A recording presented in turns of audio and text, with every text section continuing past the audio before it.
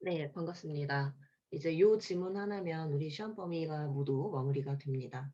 시험 범위가 적은 거라고 하기는 어려운 상황이니까 굉장히 마음에 부담이 많이 되고 있을 텐데 그래도 지금까지 여러분이 충분히 열심히 해 왔으니까요. 잘할 수 있을 거라고 나는 믿고 그리고 다음 주 우리 직보 전까지 내용을 한번 복습을 그래도 한 번쯤은 다 돌리고 왔으면 하는 작은 바람을 전하면서 마지막 질문 해설해 보도록 하겠습니다. 네, 이렇게 문단 번호 다 꼭 매겨 주시고요. 이 글에서 이제 중심 화제가 되는 건 고려의 토지 제도가 어떻게 변했느냐 하는 얘기를 하고 있습니다. 그래서 음, 중심 화제는 고려의 토지 제도에 대한 것이고 이 고려의 토지 제도가 어떤 배경에서 등장했고 어떤 문제를 겪었고 그래서 그것이 어떻게 해결되었느냐 하는 일련의 과정을 보여주는 글입니다. 그래서 전체적인 맥락에서는 인제 '이게 통시가 아닐까?'라고 생각할 수도 있을 것 같은데 통시라는 거는 인제 구체적으로 여기에 시간적인 표현이 드러나 줘야 하는데 그거는 사실 드러나지가 않아요. 그래서 이런 어떤 문제 해결의 과정, 문제가 등장하고 그러니까 문제가 생기고 그것을 해결하는 과정 요런 과정적인 차원에서 이 글을 바라보면 될 것 같고요. 자, 고려의 토지 제도는 신라의 국가 권력이 붕괴되는 가운데 등장한 지방 호족들의 토지 그리고 농민에 대한 지배라고 하는 두 가지 사항, 즉 지방 호족들의 토지 및 국가란다. 농민 지배라고 하는 것을 어떻게 할 거냐? 그것을 국가의 법적 형식으로 제도하는 과정에서 성립이 되었다. 고려의 토지 제도가 어떻게 성립됐는지 등장한 배경을 밝혀주고 있고 고려 왕조는 지방 호족들을 국가 관리로 등용하는 한편 이들에게 관직을 수행하는 대가로 토지에서 얻어지는 소출을 대상으로 세금을 거둘 수 있는 수조권을 부여하였다라고 했는데 일단 지방 호족들을 어떻게 관리로 등용했어. 그리고 수조권을 부여했습니다. 사실은 요렇게 연결이 되는 거죠. 수조권이 부여된 토지는 귀족이나 관리의 사전으로 분류되었습니다. 자, 이 땅은 어떤 땅이었다? 개인적인 사사로운 땅이었다라는 거죠. 그러나 정치적 혼란과 몽골과의 전쟁을 겪으면서 수조권을 부여했던 토지 제도는 점차 붕괴되고 되었습니다. 문제가 발생했지. 또 구체적으로 어떤 문제냐? 사전을 부여받은 귀족이나 관리들은 국가에서 부여한 수조권의 권한을 넘어서 토지 자체를 매매했고, 자, 그리고 관직에서 물러난 이후에도 반납하지 않고 세습하는 등의 문제, 폐단이 발생했습니다.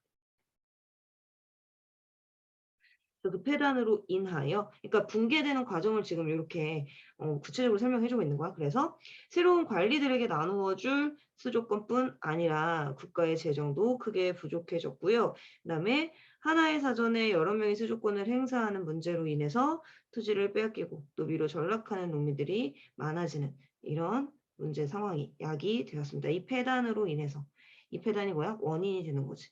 이것이 원인이 되어서 이런 결과를 낳게 되었다. 그러니까 문제 상황, 수조권을 부여했던 토지 제도가 점차 붕괴된 것이 어떤 식으로 붕괴되었는가 하는 것을 여기부터 여기까지 폐단과 폐단으로 인한 문제 상황의 발생의 흐름으로 설명을 해주고 있습니다. 그래서 1문단은 굉장히 복잡하죠. 어떻게 해서 고려 토지 제도가 등장했으며 근데 그것이 어떻게 문제 상황이 발생했는지 이런 것들을 다 복합적으로 설명을 해주고 있어서 자, 한번 정리를 해보도록 할게요.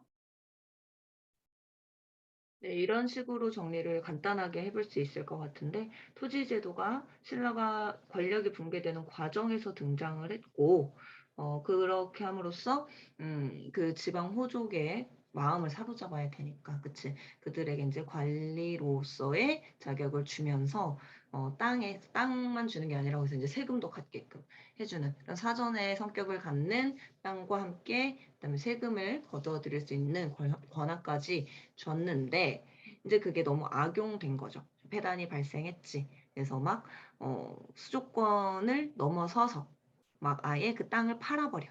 그러면 이제 내가 세금으로 벌 돈보다 그 판 돈이 이득이 된다 그러면 이제 팔아버리기도 하고, 나라의 재산이 아니라고 되어 있기 때문에, 사전의 성격을 갖기 때문에, 그리고 이제 막 반납하지 않는 문제. 그렇게 되면은 그 땅이 이제 다른 사람들과 이제 공동 소유식이 되는 거잖아. 내 건데 내 아들도 그걸 가져가 버렸어. 그래서 막 두 명, 세 명이서 수조권을 행사하는 문제들. 그러면서 이제 농민들이 살기가 어려워지니까 아예 노비로 전락해 버리고, 그러니까 돈을 만약에 세금을 내야 되는데 못 냈어. 그러면 너 내 노비가 되라. 뭐 이렇게 되는 상황들.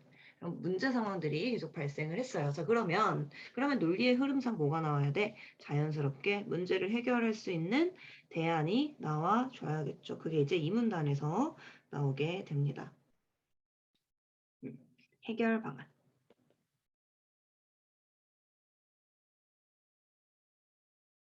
한번 봅시다. 자, 이런 폐단을 해결하고자 다양한 해법이 제시되었는데, 우선 첫 번째로는 사전 개선론자들. 사전이라고 하는 것을 개선하자라고 하는 거죠. 사전을 그래서 인정해요, 이 사람들은. 근데 일전 다주에 의한 불법적인 문제를 해결해서 기존 제도를 유지하자. 일전 다주가 뭐예요? 하나의 사전에 여러 명의 주인이 있는 거지. 그래서 뭐 이색을 비롯해서 여러 사람들이 어, 이 사전 개선론자의 입장을 가졌던 사람들이고, 선후를 따져서 근데 선후에 따지는 기준은 뭐냐면, 기록이 남아있는 그 수조권에 대한 기록이 남아있는 전적을 기준으로 해서 음, 그 선후를 따져보는 거야. 그러니까 이거 원래 누구한테 줬던 땅인지, 근데 그게 지금 누구한테 넘어갔는지, 아니면 그게 어떻게 세습이 됐거나 팔렸는지, 이런 것들을 따져서 불법적 침탈 여부를 판단한 후에 일전 일주의 원칙을 다시 세울 것을 주장했어요. 그래서 급격한 정치 변화보다는 고려왕조를 유지할 수 있는 방식을 추구한 것이라고 볼 수 있다고 합니다. 자, 그리고 이들과 달리 사전 혁파론자들, 사전을 아예 없애야 된다라는 입장이겠지. 사전의 불법성을 근본적으로 해결하기 위해서 사전을 혁파해서 새롭게 재분배하자라고 주장했대.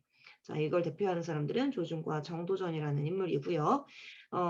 이 이색 등의 주장, 즉 사전 개선론의 입장은 문제의 본질을 외면한 것이다라고 비판하면서, 토지를 직접 경작하는 농가들을 개별적으로 파악해서 전객이라는 법적 지위를 부여하고, 그다음에 전국의 모든 토지를 전객에게 경작하는 소경전으로 규정해서 소경전을 토지 파악의 기본 단위로 삼고, 개별 전객 농가를 호로 파악해서 구역 부담과 조세 수치 대상으로 편성하고자 했대. 근데 이 모든 내용은 다 뭐냐면, 뭐 하려고 한 거냐면, 그 사전주들의 토지에 대한 권리를 부인하기 위해서. 사전은 개인적인 땅인 건데 그게 아니라 이 땅이라고 하는 거는 모두 그 국가 소유의, 국가가 관리하는 대상이다라는 것을 공고히 하기 위한 여러 가지 방법들인 거죠. 그래서 모든 토지를 국가에 속한 것으로 인식하고, 그래서 국가가 소경전을 경작하는 농민을 파악하려고 하는 거지. 이 땅은 지금 누가 다 경작을 하고 있고, 그래서 얘가 세금을 내는 애구나, 뭐 이런 것들을 하나하나 확인을 해서, 그러니까 봐봐. 중간다리가 있으면 쉽게 생각하면 그거죠. 이렇게 땅이 이렇게 있고, 그다음에 여기를 경작하는 사람이 있고, 아이고 왜 이래? 땅이 있고, 경작하는 사람이 있고, 이것에 대해서 중간에 이제 사전의 권한을 갖는 주인이 있어. 그리고 국가가 있어. 이렇게 되면 이 사이에서 문제가 발생할 수가 있다라는 거지. 그러니까 그걸 어떻게 해버리자는 거야? 아예 없애서 다이렉트로 이렇게 오게끔 하자는 거야. 그러니까 중간다리 없애자. 사전이라는 개념을 없애서 중간다리를 없애자. 그러면 지금 발생하고 있는 뭐 이중수탈이라고 하든가, 아니면 뭐 세습 뭐 등등등의 문제들이 자연스럽게 해소가 될 거다라는 거죠.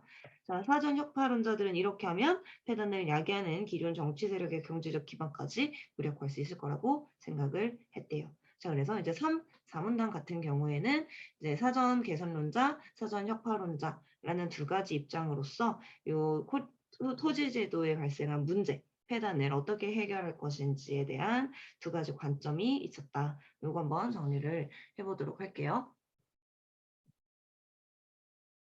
네. 인제 2-3 문단을 진짜 최소한으로 정리를 한 게 요렇게 정리를 하는 건데 이 안에서 지금 뭐 사전이 뭔지 아니면 전적이 뭔지 또는 뭐 전객이나 소경전이라고 하는 게 뭔지 하는 기본적인 사항들은 여러분이 같이 정리를 밑에다 좀 해 두시는 게 좋아요. 요거만 보려고 하면 아무래도 인제 빠지는 내용이 많기 때문에 특히 인제 사전 혁파론자들의 관점에서 이제 농가의 어떤 그 법적 지위를 갖게 되는 그런 기본 단위가 되는 게 인제 전객이라고 하는 개념이고 그다음에 토지를 파악하는 기본 단위가 되는 게 소경전이라는 것이고 하는 그 가까이에 대한 거 밑에다 좀 정리해 놓으시고요. '내가 이것까지 다 써 줘야 되나?'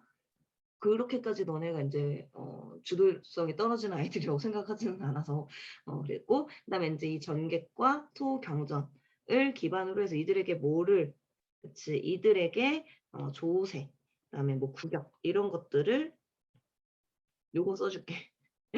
어. 구격을 부담하게 하거나 그다음에 조세를 수취하거나 하는 대상으로 삼았다라고 하는 거. 그치. 요런 것들은 일단 알아야 돼. 근데 이제 기본적인 관점은 사전 개선론자는 개선하자는 입장이니까 사전을 인정해 일단.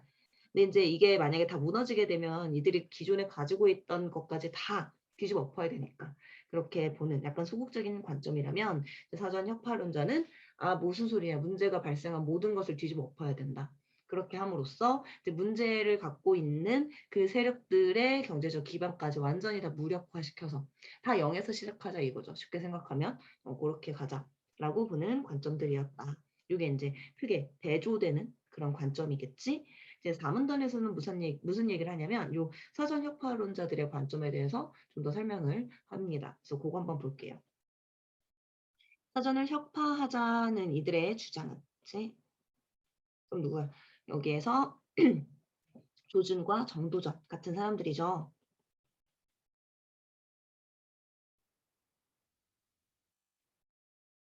당시 고려의 토지 문제에 대한 현실적인 비판이었으면서 또 고대 중국 하상주 시대의 이상적 토지 제도를 실현하는 목표에서 비롯된 것이다. 자, 이 주장이 어떤 목적이고 왜 등장했느냐 하는 거고요.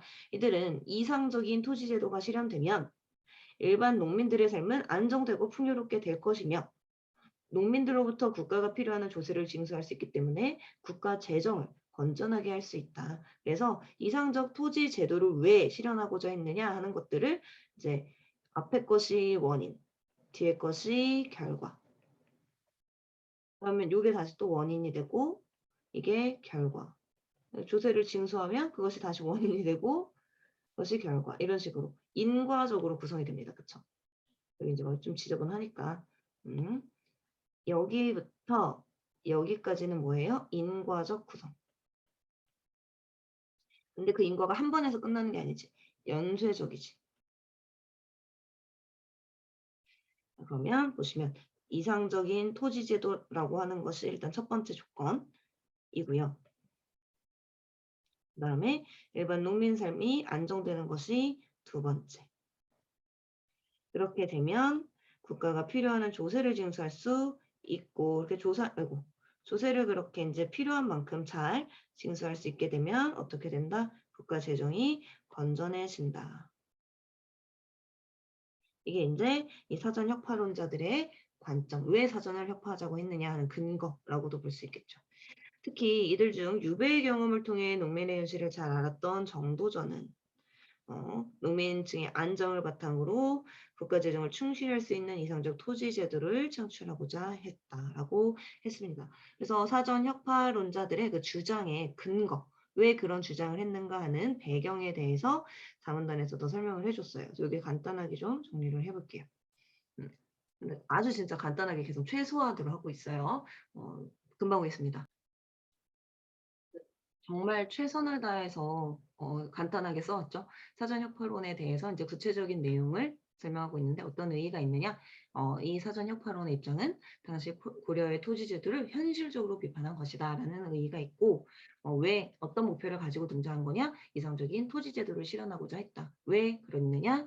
이상적 토지 제도가 마련이 되면 농민들의 삶이 안정될 수 있고 그러면 안정적으로 조세를 징수할 수 있어서 국가 재정을 건전하게 마련할 수 있기 때문이다. 이 얘기죠. 그리고 이제 이것의 어떤 배경이 된 이런 주장을 할 수 있었던 배경은 정도전에 실질적인 경험이 있었다라고 하는 거죠. 요건 이제 추가로 실제 경험 기반 요런 표현을 쓸 수 있다 이거지. 정도전이라고 하는 사람이 사전역파론을 주장을 했잖아. 근데 그 경험을 바탕으로 자기가 이제 유배했던 경험을 바탕으로 해서 이런 주장을 펼치게 된 거다라는 얘기가 있었습니다.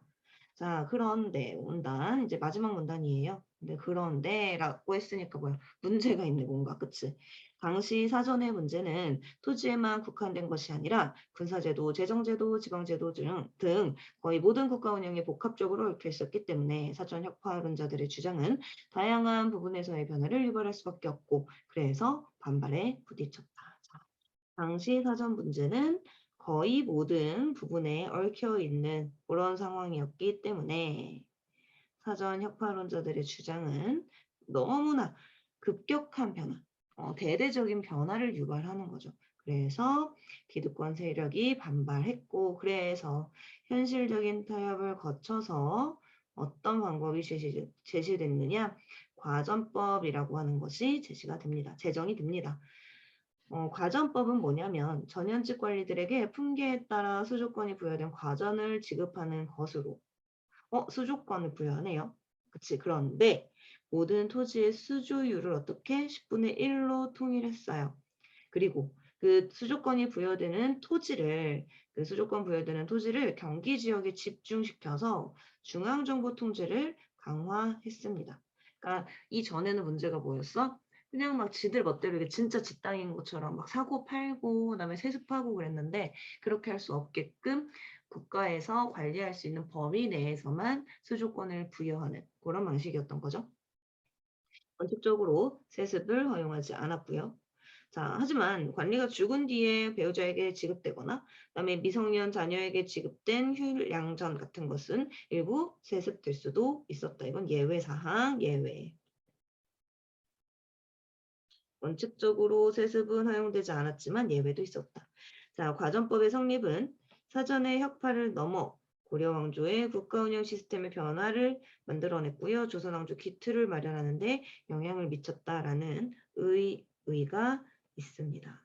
그래서 이제 오문당 같은 경우에는 실제로 그 문제를 해결하기 위해서 적용된 해결 방안은 뭐냐면 사전 계산론자들의 주장도 아니고 사전 혁파론자들의 주장도 아니라 그 두 가지가 함께 현실적으로 타협이 된 과전법이라는 그런 새로운 제도였다라는 거지. 그래서 그 과전법에 대해서 한번 정리를 해보도록 하겠습니다. 네, 이제 오문단은 그 과전법이라고 하는 어떤 타협을 통해서 나오게 된 해결 방안, 문제 해결 방안을 설명하는 문단이었고 실제로 사전 혁파론이 굉장히 많은 부분에 있어서 변혁을 요구하는 제도였기 때문에 기득권 세력의 반발을 받을 수밖에 없었고 그래서 그 사전이라고 하는 것의 문제는 어쨌든 있는 상황이었기 때문에 그 사전을 계속 유지하는 것이 아니라 이제 전국의 토지를 다시 분배함으로써 그 기존에 가지고 있던 문제 세력들이 막 가지고 있던 그런 이런 것들에 대해서 이제 국가가 개입해서 좀 그것을 조정하고자 하는 관점의 제도를 과정법이라고 볼 수 있고요. 그다음에 이제 그 수조권이라고 하는 걸 주더라도 그 수조권에 대한 중앙 정부, 중앙에서의 통제를 좀 더 많이 할 수 있게끔 이전보다 그런 제도적인 단계를 만들어 놓은 거죠. 수조율을 통일한다든지, 그다음에 수조권을 부여하는 토지를 지역적으로 한정한다라는 거지. 지역적으로 집중시키고 한정시키는 그런 것들은 모두 이제 중앙정부의 통제력을 강화시키려고 하는 거라고 보면 되겠고, 그다음에 세습이 불가하지만 예외가 있었고, 어쨌든 이런 과전법의 세부적인 내용들이 실제로 실현되면서 이제 이전에 발생되었던 문제들은 자연스럽게 이제 해결이 당연히 됐을 거고요. 이제 국가 운영 시스템이 변화하면서 조선 왕조라고 하는 새로운 나라가 등장하는 데 있어서 그 기틀을 마련하는데 일정량 영향을 미쳤다라고 하는 내용이었습니다. 그래서 전체적으로 보면 굉장히 깔끔하게 정리가 됐죠. 그러니까 고려 토지 제도가 어떻게 성립되었고 어떤 문제를 어 직면하게 되었으며 그것을 어떻게 해결했느냐 하는 큰 흐름은 이게 다야. 그쵸? 그래서 얘네들을 어 요렇게 정리하고 끝내시면 되고요. 뒤에 그 내용이 또 요렇게 정리가 되어 있잖아. 그치? 선생님 앞에 정리한 거랑 크게 다르지 않아요. 그래서 요 부분 복습하시면 되겠고. 자, 그러면 인제 우리 내용 확인 문제 한번 같이 보고 마무리하도록 하겠습니다. 자, 관직을 수행한 대가로 토지에서 얻어지는 소출을 대상으로 세금을 거둘 수 있는 권리니까 수조권을 얘기하는 거지. 그리고 수조권에 관한 기록이에요. 기록. 이거는 전적. 이 전적에 대해서 사전 개선하자라고 하는 애들은 그걸 인정했지만 혁파론자들은 어떻게 했어? 인정하지 않았어. 그다음에 사전 혁파론자들이 주장한 토지 파악의 기본 단위는 아까 내가 요거 정리해야 된다 그랬지? 소경전. 그다음에 과전법에서 과전을 지급하는 기준은 품계였습니다. 품계에 따라서. 그럼 전직 또는 현직 둘 중에 하나한테만 줬나? 아니야, 둘 다. 전 현직 관리에게 품계에 따라서라고 되어 있었습니다. 그다음에 이 과전법이 곧 조선왕조 기틀을 마련하는 데 영향을 미쳤죠. 기본적인 세부 사항들 위에 보면은 이제 좀 지문의 내용을 또 부분 정리해 놨으니까 여기까지 읽으면서 잘 마무리하시면 되겠습니다. 네, 뭐 사실 막 엄청 어려운 내용은 아니니까 여러분 역사 지식이 또 있는 친구들이라면 더 쉽게 이해를 했을 것 같아요. 기출 문제까지 잘 풀어보시고 우리 다음 이제 직보할 때는 기출 문제를 기반으로 해서 각 지문별로 핵심적인 사항들을 다시 한번 짚어보고 그렇게 마무리하도록 하겠습니다. 고생 많이 하셨어요. 화이팅!